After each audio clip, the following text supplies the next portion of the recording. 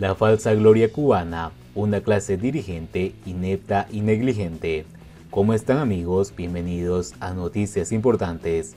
Esperamos sus opiniones en los comentarios. Comenzamos. Hace algunas décadas, cuando la calamidad que nos afligía se denominaba periodo especial en tiempo de paz, el gobierno alemán ofreció paliar las graves carencias alimentarias de los niños cubanos con la donación de toneladas de leche en polvo. La generosidad alemana exigía una sola condición: la ayuda debía ser distribuida por un organismo no gubernamental.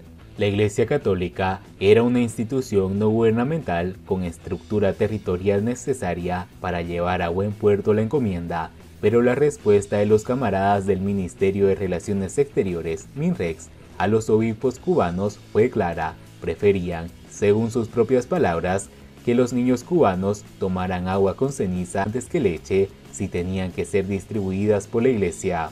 Han pasado unos 30 años desde que ocurrió ese desafortunado evento y me asusta comprobar que la mentalidad de los comunistas cubanos no ha cambiado.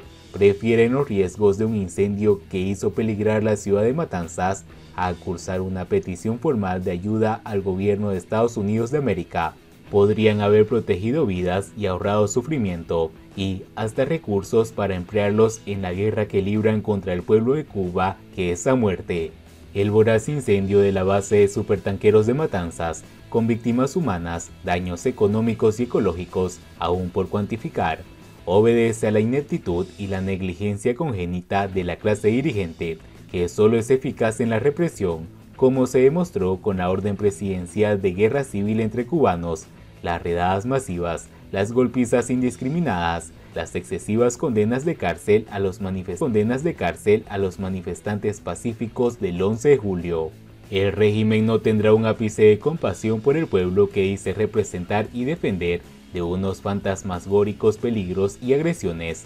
Los dirigentes están tan obsesionados con su supervivencia que parecen repetir constantemente la frase de uno de aquellos ratones en un popular dibujo animado de la niñez: si no me dejan hacer lo que me da la gana, le prendo fuego al bosque. La realidad indica que el títere castrista Díaz-Canel se muestra dispuesto a reeditar las matanzas y hambrunas de Stalin y Mao, circunstancia agravada por la falta de imaginación y voluntad política de la administración Biden, la Unión Europea y el Vaticano para trazar una estrategia que incentive la democracia y penalice con dureza los afanes totalitarios y transmitan a La Habana que no habrá impunidad para los malvados. A estas horas, no sé cuál será el fin de esta historia, pero la imposibilidad de detener a estos criminales conduce a los cubanos a un dilema de difícil solución: el de escoger entre la rebelión o el exilio.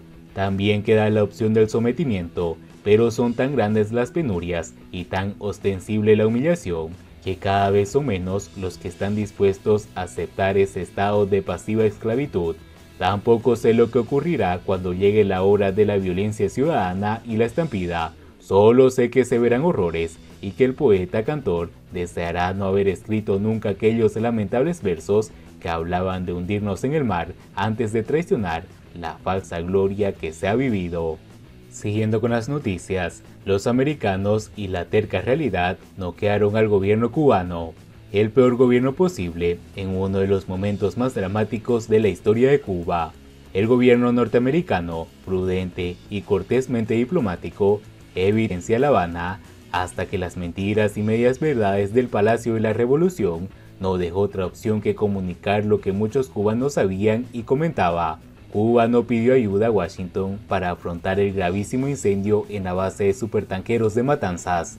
El gobierno tanteó, entretuvo y mareó, como es habitual en el tardocastrismo, que vive tan ensimismado en su psicofancia política, que intenta suplantar la realidad con consignas, pretendiendo estimular el entusiasmo revolucionario de capa caída desde hace años, pero no hay peor ciego que el que no quiere ver, ni peor sordo que un papagayo con audífonos totalitarios. La decadencia de la dictadura más antigua de Occidente es de tal magnitud que, lejos de evitar azuzar la queja antinorteamericana, jugó a la ruleta rusa con otro error de cálculo frente a los norteamericanos, como viene ocurriendo desde el embullo Obama. Solo a un suicida Solo a un suicida se le ocurre ordenar una estrategia goebbeliana sobre la ayuda norteamericana, tema delicado, y no satisfecho en encender su pira funeraria, el buró político del Partido Comunista puso a Grama a hacerse eco de una petición infantil de peones yumas al presidente estadounidense con una frase hecatombe: cuando veas las barbas de tu vecino arder, pon las tuyas en remojo. El vecino es Cuba y la mención de barbas en la isla, ya sabemos a quién se refieren, como suelen confirmar el compañero Raúl Castro cuando mencionan el nombre de Fidel, acompañado de un gesto que simula una barba. Con amigos como estos, la casta verde oliva y enguayaberada no necesita enemigos. Menudo tributo comunista al 96 cumpleaños del comandante en jefe. Grama, que es un fiel reflejo del manicomio represivo, hambreador y tenebroso, no tuvo peor ocurrencia que hablar de victoria. El fuego ya se había consumido el grueso del petróleo de los 4 tanques, a contrapelo de la prudencia de los bomberos y renunciando a las palabras como alivio, tregua, más sensatas y oportunas que su retahíla de triunfos convertidos en reveses. Pero la demencia política ya es imparable y el Partido Comunista y la seguridad del Estado ordenaron a las ciberclarias el uso del siguiente argumento: si quieren ayudar, que la hubieran mandado y ya.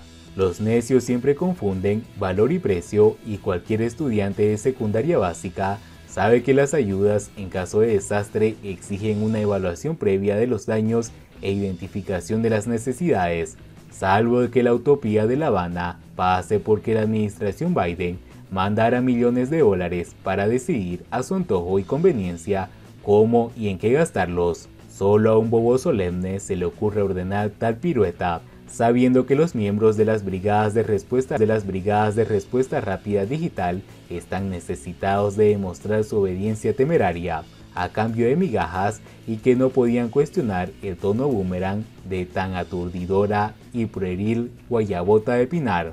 Una vez establecida la estratagema harakiri frente a Estados Unidos, los empinadores de chiringas de Amíbar procedieron a colonizar y a minorar el excelente trabajo de los medios de comunicación de Matanzas, con una cobertura muy profesional que les permitió conseguir las mejores imágenes y atinada descripción del desastre que diezmó al mayor almacén de petróleo de Cuba. Los periodistas matanceros cubrieron la tragedia, arriesgaron sus vidas en algunos casos, como los jóvenes reporteros lesionados y huyendo de la histeria mentirosa de Suseli Morfa González, una psicóloga que, desde que se graduó, renunció al equilibrio y a la ponderación en aras del alpinider en 1, 2, 3, muchas mentiras. Para asegurarse que la guayaba fuera descomunal, Rogelio Polanco mandó a Matanzas a los compañeros Lázaro Alonso y Humberto López, el mejor dúo tragicómico del disparate nacional, siempre puestos a emborrachar cuartillas y minutos de televisión. Toda esta incidencia la protagonizó el castrismo, con muertes de su entera responsabilidad aún por identificar y enterrar, y cuando no se ha podido calcular los daños económicos y ambientales, el único fallo de la chusmería tardocastrista es que la verdad es tosuda y coherente porque los actos de los adultos, incluida la acción de gobernar, tienen consecuencias.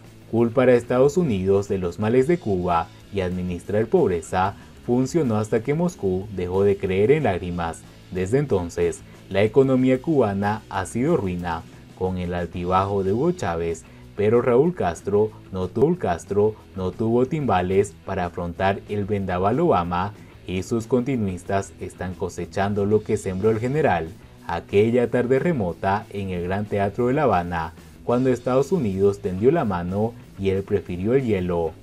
Y bien amigos, así vamos terminando las noticias importantes del día de hoy. Por favor, nos ayudarían mucho compartiendo las noticias y así poder informar a muchas más personas de la verdadera realidad en Cuba. Patria y vida mis hermanos, nos vemos en el